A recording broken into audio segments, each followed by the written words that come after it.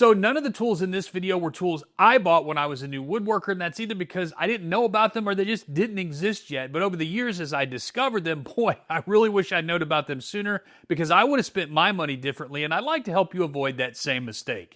One of my requirements in the shop is efficiency. I don't have time to mess around. I've got a lot of family priorities and activities outside of the shop that I don't want to miss. So I place a very high premium on tools that help me do my job faster, better, and easier. And I especially love tools that can do two jobs at once. And one of those tools is a countersink drill bit. They do two operations because they drill a pilot hole and a countersink at the same time. And you may think that's the tiniest thing. How does that save you so much time in the shop? The alternative is to get a drill bit, chuck it in your drill, make your pilot hole, unchuck the bit. Well, hold on, wait. Is it unchuck? Dechuck? Upchuck? Who knows? And then go through all those steps again, but this time with a countersink. Or you could spend money and buy two drills so that you can have one bit in each. But you still have to do two separate operations. And if you're building, say, a bank of cabinets, well, how many screw holes are you cutting? Dozens? 100? And that's how little things like this can add up over time.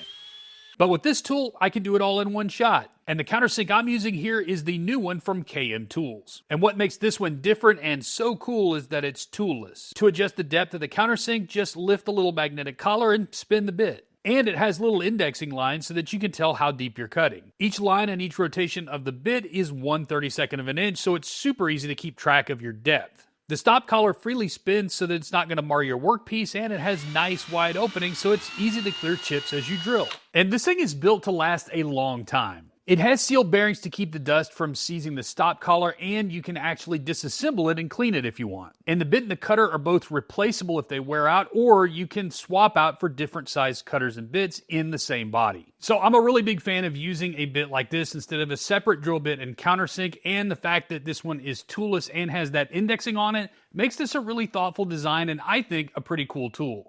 One thing I've been extremely interested in this year is vacuum work holding. Being able to do sanding, routing, and edge banding operations on a workpiece without anything getting in the way is really convenient. I found a company right here in the US in Atlanta, Georgia called Forged 3D, and here's a couple of the systems they offer that work really well on my workbench setup. These are called vacuum pods, and they come in a couple of different sizes. This one has a single port on it, but you can also get them with two ports so that you can chain these pods together. And the setup is pretty simple. I can secure these to the bench with dog holes like this, or attach them vertically to the rails using these little rail nuts. So I am definitely not a very trusting person when I'm running a router, especially when it comes to something that I can't physically see, but this pod is doing amazing. The workpiece isn't moving at all, and I'm able to get around all four sides of the pod.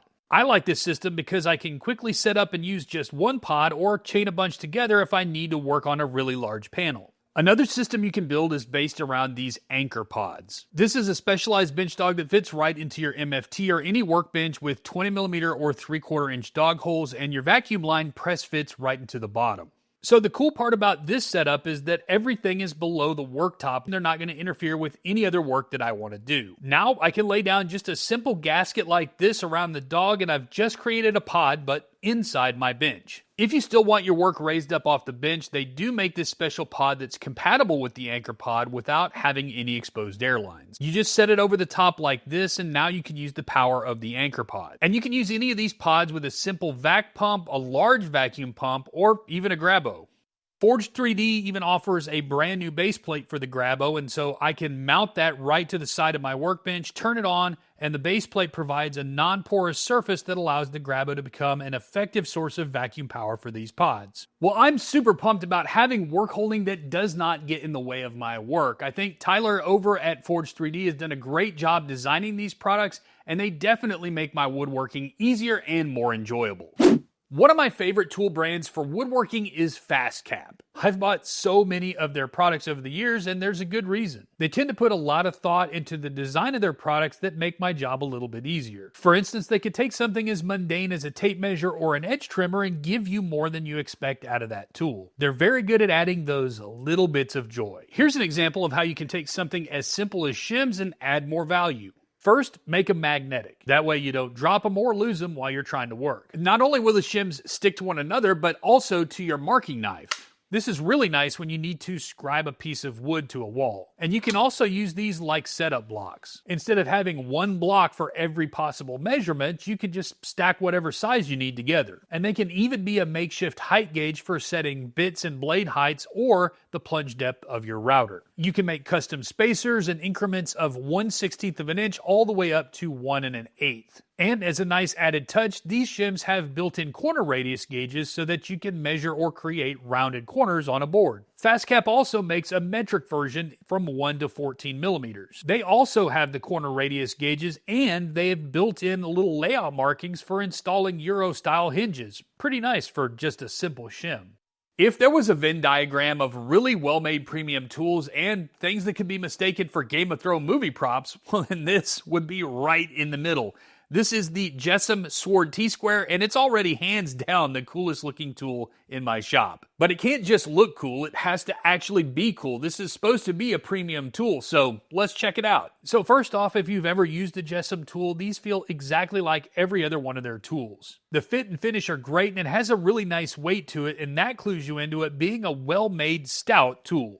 The handle and the base are aluminum, and the blade is steel, just like all their other squares. The details on the blade are very easy to read, and there's a ton of detents on here for each measurement. And the blade also has what they call flex grip technology. That's these little laser-etched areas that flex and grip onto your workpiece so that the square doesn't move on you when you're trying to make a mark. But what I really like is that on this side of the blade, you have imperial measurements every 32nd of an inch and detents every 16th of an inch. But on the other side, it's metric with detents every millimeter. I've always had to buy multiples of all my favorite measuring tools to be able to have them in both metric and imperial, but with this one, it's like you're getting 2 squares for the price of 1, which is great. Out of all the squares and rulers I own, this is the only one that has that. And the last really cool feature here are these retractable balance tabs. The tabs are right in the middle so that it works whether I'm using the metric or the imperial side. And listen to that. So satisfying. This way I can take my hands off the square and it's not going to fall off my workpiece. And now I can come down here and use those flex grips and make my mark with confidence that nothing's going to fall off or move on me. So what do you think? Is it as cool as it looks? They come in 4 sizes from 6 to 24 inches or 150 to 600 millimeters for my metric friends. And pardon me for the shameless plug, but I did create these 3D printed holsters that keep your squares nice and safe on your tool wall. I have holsters for all 4 size squares available in my shop for pre-order right now, and I'm also offering the 3D print files so that you can download them and print them immediately. I'll go ahead and leave links down below for those, and thanks in advance for supporting the MWA Woodworks channel. On the other side of that coin though, I don't want you to think that you have to only buy premium priced tools in order to get accurate results, because that's not necessarily true.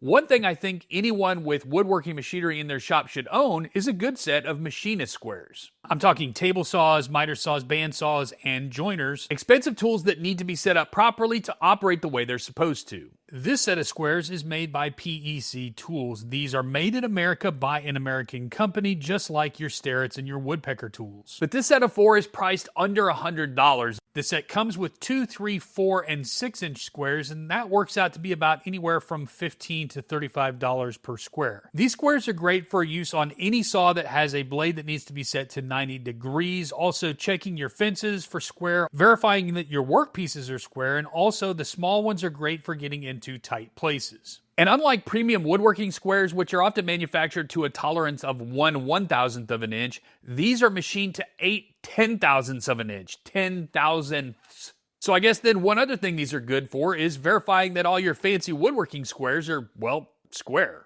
But machinist squares are not a substitution for your woodworking squares. They don't have measurement scales on them, detents for layouts, and they're just too small for a lot of applications. But accurate tools are just as important as accurate layout lines, which is why machinist squares are on my must-have list. So I don't just search for cool tools to make my woodworking better, I do the same thing for my house. Which is why I'm so excited for the sponsor of this video, Narwal, and their new Freo Z10 Ultra Smart Cleaning System. Now, I've had robot vacuums before, but nothing as impressive as this. It has dual cameras and AI chips that allow for flawless obstacle avoidance. And that's great because my cat never seems to put away his iPad when I tell him to. Isn't that right, Kevin? It just moves on its merry way without getting stuck. The Freo Z10 Ultra does a great job as a vacuum with dry messes, but remember, I love tools that do more than one job, and this thing can also mop. The Freo Z10 Ultra has a deep cleaning system with extendable mop so it can reach tight corners and edges around cabinets, baseboards, and corners.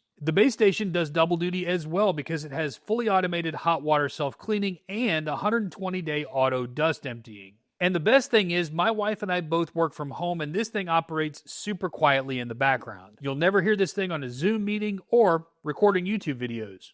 You know, if you're into that sort of thing. Seriously, though, we absolutely love this thing. And Kevin does too.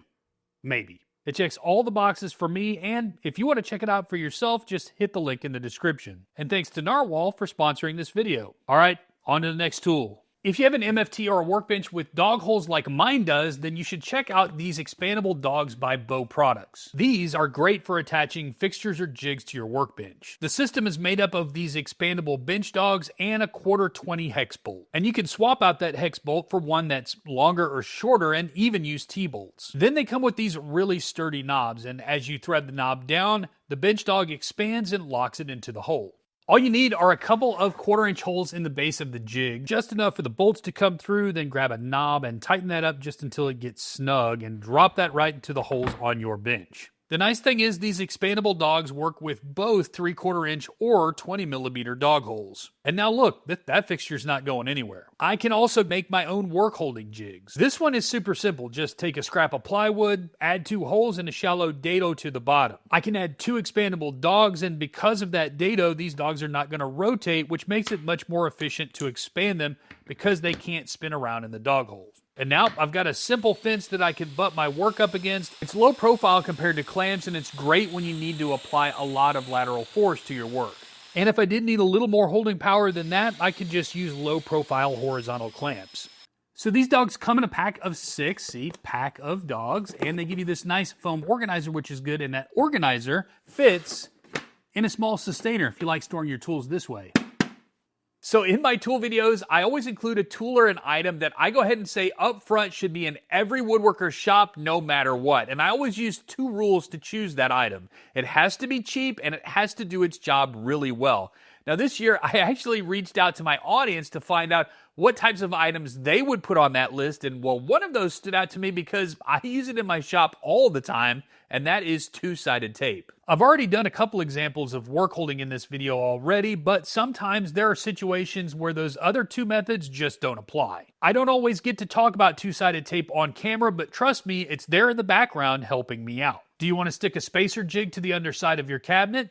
2-sided tape. And a lot of times those drawer slide spacers want to fall over when I'm trying to install my slide. Yep, 2-sided tape. And there are so many other circumstances around the shop where I need a temporary but secure hold on something like a second set of hands while I focus on an important task. It was so useful when I was making this bit storage tray for my router table. I could literally stick the slides exactly in place and then install each slide and guarantee that the slides were going to go back together after I was done. And there are a lot of brands of 2-sided tape, but the one that I find works the best is from Spec Tape. It's got a really strong hold, and sometimes so strong that I've got to actually pry my work apart just to break the bond. So technically this is a consumable item, but the way I use it, it's one of my biggest woodworking secrets and one of the best tools I have in my shop. If you cut a lot of sheets in your woodworking projects, then you probably already know that a track saw is a game-changing tool. Making a long, perfectly straight cuts on an astronomically priced piece of cabinet-grade plywood is made infinitely easier with the use of one of these amazing saws. And when you have 10 sheets of plywood to methodically break down like a side of beef, every little bit of joy you can find is welcome. But as fast and accurate as a track saw can be, there's still a way to enhance both at once. And one of the best ways to do that is to use a parallel guide system. As I already said, track saws are great at making straight cuts. But in most cases, those cuts also need to be parallel to one another. Think cabinet parts. And parallel guides make this fast, accurate, and repeatable. So in a way, you can think of them kind of like a fence on your table saw. Measure once, set the fence, and make as many cuts as you need, all to the exact same width. This eliminates the process of making a cut, then grabbing a tape measure and marking your next cut on both ends, dropping your track down, and repeating that process over and over. This system from TSO has easy to read micro adjustable stops, and it drops on and comes off the track really easy. These come in 3 different sizes, but the 30 inch is the Goldilocks and the one that I use the most often. One of my favorite tools in the shop for the last few years has been this DeWalt cordless palm router. I've done videos in the past on this guy and why I like it so much, but there's definitely times when this router won't cut it. Pun intended. Well, last year DeWalt released this guy, and after I saw a couple people here on YouTube using it, I went out and immediately bought one for myself, and I'm so glad I did. This thing is packed with features, and I think this is the safest router I've ever used. I want to focus on the biggest features that make this router so cool. First is the plunge base, which is very ergonomic, and it's very much like the plunge base on my old corded Bosch router. It's a really nice pistol grip, and I love these levers. It's really easy to engage the plunge mechanism or lock it into place.